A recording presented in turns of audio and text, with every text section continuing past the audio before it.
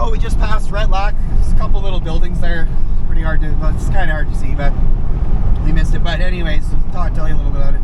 Retallac. So it was initially the Bell family, it was a bunch of loggers, the logging camp, and then they were prospecting too. And then John Retallac bought it in 1910, and kind of petered off for a bit, and then came back with a vengeance, and ended up being one of the biggest lead, silver, and zinc producing mines in Canada. But it was a huge silver, zinc, lead mine, and a little bit of logging, and it's about 1950s and died down, and pretty much hasn't really come back since. So it's kind of a true ghost town. Retallac's about halfway on the 31. When you get to Retallac, you kind of know you're about halfway, either to Caslow or New Denver. We're going to come up on the town of Three Forks here. So Three Forks was a junction point for both railways. So there's two railways in this valley. One heads east, one heads west. There's the K&S Railway, the Caslow-Slocan Railway. That went to Caslow, obviously, up through all along this route that we're taking. And then the Nikuspin-Slocan Railway also came into Sandon, and it went along the west side, which we will also be taking. So, but they converged in Sandon, and then there was a spur line from Sandon to Cody. But it was kind of weird how it happened, because back in the day they thought that Cody, the people in Cody thought they were going to get the main station, and that Sandon was going to be the spur line. But it didn't work out that way. So Sandon ended up getting the actual proper line, and then they got the spur line to get the ore from Cody to Sandon, and then on to the Nikuspin-Slocan Railway. So just before Sandon here, Sandon, New Denver, the K&S Rail Trail. So, you know, up here, you'd hike it up here, follow the railway, the Caslow-Slocan Railway. I covered this last time, but it was under like 4 or 5 feet of snow, so I couldn't really like get a good view of it. This is the map. You can see, right, K&S Railway, Payne Siding, Payne Bluffs. The Payne Bluffs, that's over here. That picture of this where they're putting that trestle in, that's the Payne Bluffs right there. Payne concentrator, so they'd get the ore, right, and they'd break the ore up with the concentrator, and then they'd load it on a train and get it sent out. Three Forks, that's actually, Three Forks is coming up right here. We're just at the junction basically to go to Sandon. That's Three Forks. So that was Three Forks. CPR station 1894, and this was, I should say actually, this was all early 1890s that this happened, right? You can see the writing here.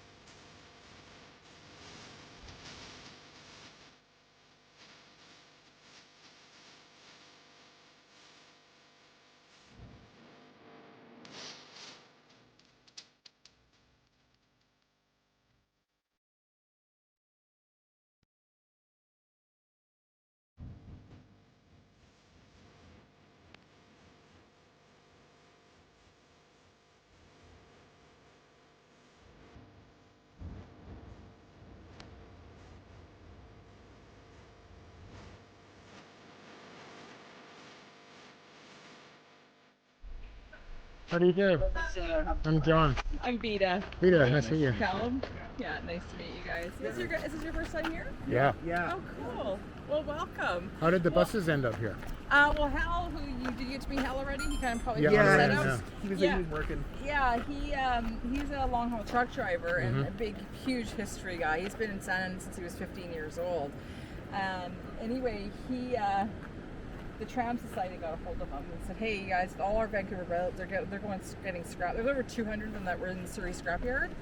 I don't know if you guys remember that at all, and that back in about the 90s, late 90s, early 2000s, and the guy had to get rid of them. And so anyway, they were freaking out because they didn't want to see all of them being scrapped. There'd be for nothing sure. left, right? For sure, yeah. So Big how, tragedy. and so it's a collaborative effort. But we had the space. The government gave up on. Government wasn't doing anything to Sandon or to help Sandon, and so Hal's like, look, I've got the space up here. They can stay here temporarily. They'll be safe and stuff like that. 'Cause they were getting vandaled. The copper thieves were going in there. Yeah. Right? There's a lot of problems in that so the ones that did go to scrap. So what Hal did is he made a deal with the scrap guy.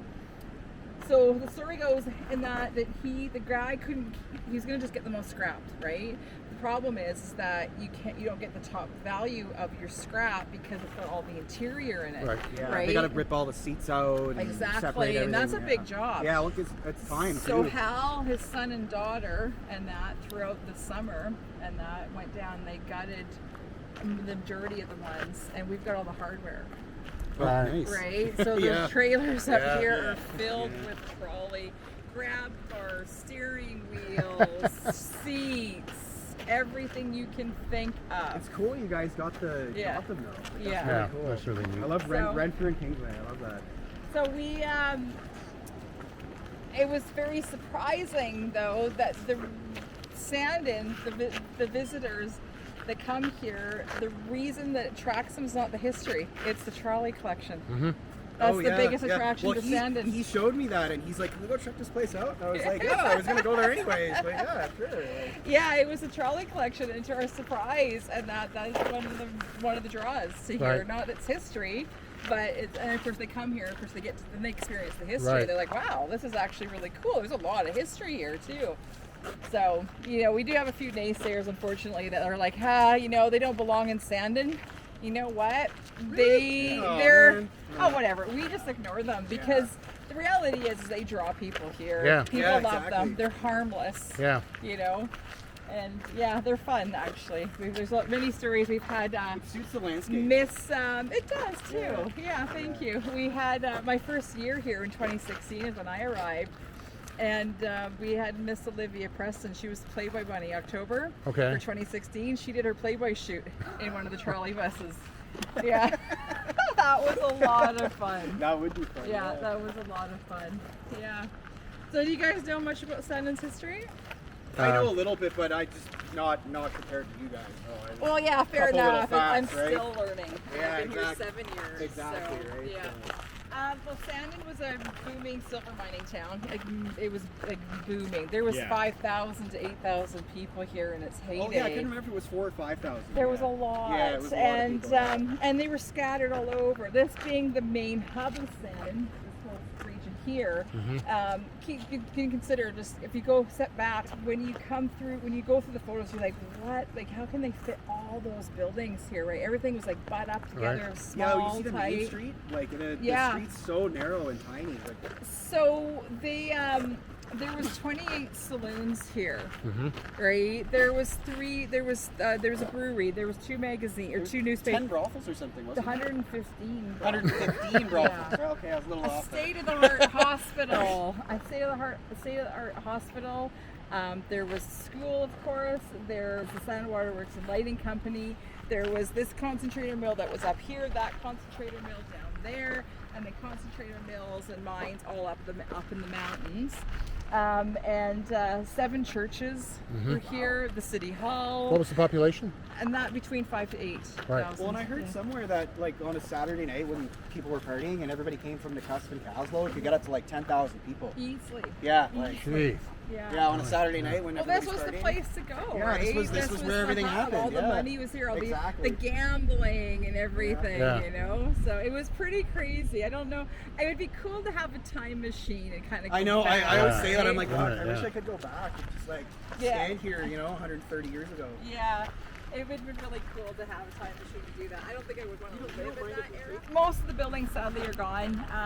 There was massive, the first massive destruction to Sandon was the 1900 fire, and all of Sandon burnt down, all the way down up that way, all the way down here, with the exception of a couple buildings, which is one in this, which now we call the Rico Hotel used to be. That building survived the fire, but pretty much everything else was destroyed in the 1900 fire. But within 60 days, they had rebuilt the town. It was crazy. Like I go back to some of the old papers. Yeah. And in 1900 after the fire, and they were rebuilding this town so fast. And that is one of the buildings that was built in 1900, the City Hall. Yeah. So the original City Hall used to be up in that front quadrant over there, which Okay. is part of the Virginia, but this became the City Hall, the Fire Hall, the police station. And then when Sandon disincorporated the city in 1920, the building pretty much sat vacant, with the exception of the provincial policeman. Sat vacant for 5 years, and in 1925 the parents petitioned the government and the school board to move the school, because the original school was pretty much right across from us here, actually right in this spot, or up there a little bit, and but it was built above a mine, and anytime they blasted in there You feel it. Yeah. and it was horrible, Yeah. right? And Hal knew one of the old timers that went to school in that building. He was 7 years old when he arrived here in 1923. Yeah. And he just said it was horrible. Right. That building was horrible. So they were all excited when they converted this into the schoolhouse. So there was a schoolhouse from 1925 to 1954.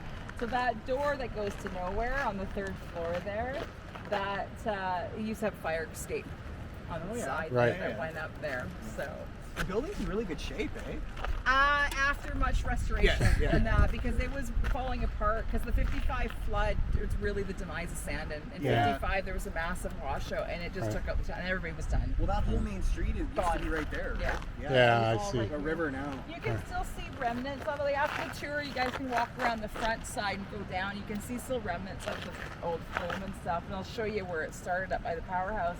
But this whole area was completely devastated by the flood. Buildings got, so when Hal had got the building in 1988, they had to haul out 1,000 wheelbarrows like plus of mud. That's how much was in Jeez. that. It was all Yeah. that's coming from the flood. Yeah. So they did that, but that building was it was ready to collapse. It was literally starting to buckle, Yeah. and it was Yeah, moving. from the pressure of It was mud going and like everything, this, yeah. right? Yeah. But that mud is what kept it standing. Wow. Amazing. And, so how they secured the building, and then they got all the mud out of there, and then they did all the interior restoration, and that was in the late 80s, early 90s. So now we're at the stage now to give it some more TLC, because in 93 Hal bought Powerhouse, and for the last 30 years that has been his Yep. baby, Yeah. is that generating station. Well, I can't believe there's a Tesla generator, and it works. Like, 126 Well, years. it would, it's been worked for that long, because it's originally from the Vernon Powerhouse. Like, I don't know, not in Sandon, but like 1897 or something? Yeah, in Vernon. In Vernon, yes. And then it came to Sandon in 1916. Yeah. Oh. There's a lot of stories there about the Tesla came to Sandon. He may have, and he probably did under a guise. Since Sandon, Nelson, and Niagara Falls were the very first places in Canada to have electricity. So this would have totally been on his radar. Yeah, Yeah. Oh, for sure. Especially Westinghouse's yes, radar. Westinghouse, yeah. Right, for this sure. was a booming, this was across the world. People were coming. People came from Norway, they came from Sweden, they came from Italy, they came from Germany. Like people from all over the world came here to make money, came to Sandon. So this was the Slocan Mercantile store, and then the Burns and Atherton's building. And they're no longer, other than this being a museum, they're no longer functional. This is original from 1900, but it was restored in the 90s. These are replicas. So this is the CP grade. This is the train station was right here.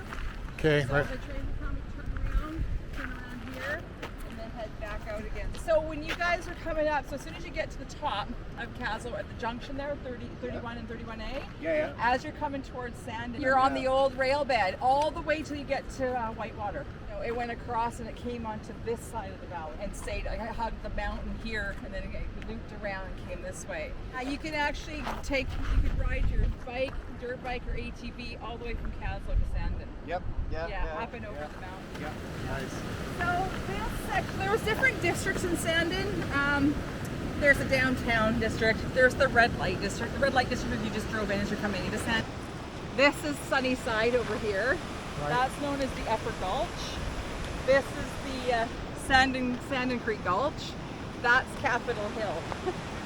And that's Huckleberry Lane. So are you on your own power here, or Yeah. you're not on the regular grid? Well, we are connected to You the feed grid it? because we feed the grid. Right. However, if our plant goes down, Your power, whatever reason, and most of the time, anytime we have a power outage, it has nothing to do with us. It has to do with BC Hydro. Right. But when if our plant goes down for whatever reason, could be something at the intake or something like that that we have to deal with, we can still get power from BC Hydro, and we have to buy it. Right. But majority of the time, no. We're Cool. feeding it. What do you generate here? Do you know how much?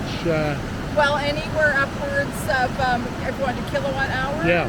Right now, we're doing about 180 kilowatt hours. That's pretty right good, now. yeah. But we can go as high as 230. We could go higher. We could do 400. But BC Hydro really makes it challenging for us to do that. Right. Right? BC Hydro doesn't pay us a fair rate. Right. So it's not worth us generating. So these two buildings are original. They're pre the fire. This is the liquor warehouse. So the Great Northern, which we call the KNS, it went over this way. Yep. They had a trestle that came over and tried to bypass CP to get. It was trying to get access to the mines, right? Yeah, because they were fighting each other all the time. They were constantly fighting each other, and so they had a trestle that came across, and so they needed a place to store the alcohol. So they built this building, and it's called Great Northern. Pulled out in 1914, 1915. Right. And then the CP ended up taking out. So the very first run from Castle to the Cusp to rail was in 1916. Okay. Up until that point, Sandon was the center point from Castle to the Cusp. Yep. And but from 1916 until they completely pulled out, and that was CP. It would have been really cool to take the train back then. Oh yeah. It would have been neat. There's a lot of stories in the paper about how the CP or the Great Northern, they would do special, not special, but they would take the youth from Sandon. So say something was going on in Retallac, right? They would have, okay, the train's going to leave at this time, and it'll bring you back to Sandon at this time, and they would have like a party or something for the kids, you know? Nice, yeah. A lot of the parents didn't mind having their kids leave, like the teenagers leave Sandon, especially on a Saturday night. It would have been crazy here. You got all these miners, 2,000 of them, coming off the mountains with money, and you've got the brothel girls, 28 saloons. They are here to party on a Saturday night, right? And of course, if you've got family here, young kids or teenagers, you do not want them in, because there was saloons right here, all saloons down there. Yeah. Most of the saloons were down in the center part of town. There was a few kind of scattered all the way up to the gulch there. But no, there was saloons pretty much everywhere. 28 of them. This is the White House. This is just a residential. It always has been a residential house. It started off small, and then people just kept adding and adding and adding to it. It's one of the creepiest houses here in Sandon. I remember when I first came here and Hal was taking me to this house, I hated going into it. I didn't like the vibe. There's a really heavy energy in it. The energy is now since cleared. We've had a lot of paranormal crew come up here. Oh, really? Oh, yeah. Yeah, we've had a lot of I'd imagine like people. a place with a history like this, you've probably got some stuff like that going on. Oh, for sure. Yeah, There's definitely activity sure. here. Yeah, for sure. This house I really like. It was well built. It was well constructed. It's a good. It looks pretty sturdy. They even got pilings in the ground. Yeah, it's on a pilings. really good building, and ultimately I think it would be really cool, and we would love to support it. But this would make a great brewery. I'm doing a walking tour guidebook, so you can go to point A and point B and point C, and you can read the stories. So we call this little Niagara down here. How'd you go in there? Well, we had an issue during the 2020 washout. We didn't have any water coming through. Oh, yeah. So we made a company to go right in there and clean Block it out, stuff like that, where the flume started. Oh, yeah, you can see the old... So it came down, and it went all the way down. And the problem, though, is they had 2 90-degree bends in the flume. All right, and so that was really a poor engineering. I don't know who thought that up. Yeah, no, but it was the provincial health inspector that actually and what was the flume for? The flume was for all the garbage and sewage. Oh, yeah, that's right. It was to contain it. So that was what the provincial health authority back then said to do. You guys have to contain your sewage. So the government actually So told them the to do that. government actually made them build the flume. And dump their waste in the garbage river. In the creek, yeah. Wow.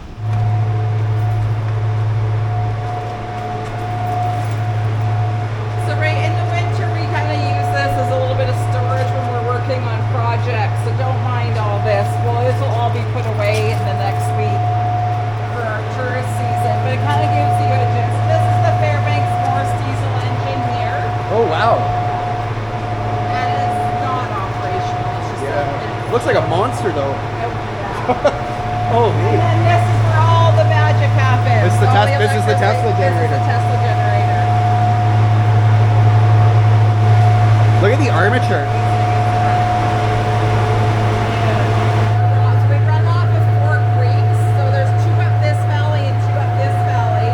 We're only running onto 1 creek right now, and there's that much water coming through that the other 2 creeks aren't. It's just a trickle. We've shut them back down, and mostly because there's so much water. And of course, anytime you're dealing with that stuff coming down the mountain is also bringing debris down, right? So that this time of year, we only have to deal with 1 intake. It's a good thing, right? So we know which one. So it's doing what we need it to do. It's producing enough for us to produce and still provide power to You can the always grid. add more if you need to. If we had to, we could, exactly. So we have a 610-foot head, so 610 feet up, straight down, comes into here. And right now, our PSI is about 235, 234. You can see it right here. Oh yeah. Nice. And I monitor it through Oh, Wi-Fi. yeah. Yeah, Oh, I can yeah. check on it when I'm down at the Nice. store. Yeah. Because this time of year, we have to really check the pressure, right? Yeah, if it for gets sure. too much or It's too all the low. water. Yeah. Wow. So this generating station was constructed and built for the Slocan Star Mine and Silversmith Mill. And this is why, the air compressor. This is an air compressing unit, and they would send compressed air up to the mines so they can run hydraulic. Yeah, the stopers and stuff. Still see, if you follow the pipe, you can actually follow it up to the mill. There's still sections of the pipe sticking out. So in 2002, we integrated to the grid, and so we feed the grid with this. This is our communication center with BC Hydro. So this is our ability to communicate with Hydro. It's called the Schweitzer. And so so if something happens on the grid, say a tree falls on a line on the BCH grid, it'll trip us out. It shuts the plant Shuts it down, off, yeah. right? And we get tripped. So outside the building, how do we know if it's tripped? There's a red light on the outside of the building. Oh yeah. So we can see that red light anywhere down Yeah. there, right? And so that allows us to know if the plant's been tripped. And so then we know what we have to do. We gotta come up here and figure out why it's tripped. Sometimes trip happens, right? There's too much load on the grid. Yeah. That happened in December during that mass cold spell. Oh, everybody's using heaters. Between 6:30 and 8:30 in the morning and 5:30 and 7:30 30 at night. Yeah. we kept getting tripped out. But we also have the ability to island, which means we can isolate from the grid. So if the grid goes down, the That's hydro really grid cool. goes down, we can still have power Wow. here. That's really cool. Only in Sandon. Only in Sandon, eh? Wow. And it's happened once since I've been here where we've had to island for multiple days. And that was in January, I think January 2018 or 2019. There was a massive windstorm that came over the monastery and it took the grid down. So places like Hills, they were without power for 11 days. Wow. There was so much destruction from trees and branches and stuff coming down on the lines, and it took them that long to get it back up and going. So because of that, we weren't allowed to generate to the grid, so we were able to island. So we had power here for the whole time. This here is the diesel engine, because this is actually a really cool story. So the old timers back then that were managing this and working in this plant and working for the mines, I don't think they thought that this would last long. right? I don't think that they thought the machinery, it was already 50 years old at that time. I think they were probably kind of anticipating something was going to go wrong, right? But what happened was, so they decided they're going to invest in this diesel, this backup generator. And so they, in 1950, they got it, they brought it to up to here. They hired a guy from England, had to come all the way out from England to install it and get them to show them how to operate it and all that stuff. It's never been used. It look. I was looking at that. It looks pretty good. I know, obviously, restoration and stuff. Yeah, but every September long weekend we have an open house and we invite the public to come up and start the machines. right. So we do the maintenance. We do an annual maintenance on it, make sure it's running and stuff like that. Oh, you guys have a carbide lamp. Oh yeah. Yeah, those are so cool. What are these? These are the Edison battery packs. Edison battery Lead packs? acid Oh, packs. that's cool. So imagine you're a miner, you come into work, you get your hat, you gotta come get your battery pack, so you're issued a number, so say you're issued 33, come get it, you hook it up, put it on your belt buckle, and you go off to How work. heavy is that? Not too bad. You wear that all day then. Yeah, no, wearing it all day and you're drilling and stuff. Yeah. Wow, Yeah. that's really cool. How old are these guys? Oh my god, these are from like the beginning. And your belt buckle would go through there, and you would wear that probably on your back. How long? Did they get a full workday out of those recently? And behind the building is a dam? Or... There's no damming. It's 100% run of the river. Wow. We don't. There's no damming. So it's like we just divert the water and we're like And I see the head pressure. Yeah. And you said it was 230 PSI? 254 right now. This place is incredible. See what bus made. Oh yeah, the little bus change, yeah. Neat. Who knew, right? Look at the size of those pistons, man.